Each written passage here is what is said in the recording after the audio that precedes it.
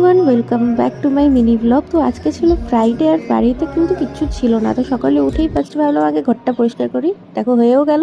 স্নান করে পুজোটা আগে সেরে নিয়েছি, দেন আমি খাবো একটুখানি চা সকালের। আর তারপরে আজকে ভেবেছি যেহেতু শাকসবজি নেই, একটা রাজস্থানি ডিশ বানাবো, সেটা হচ্ছে গাট্টে কি সবজি।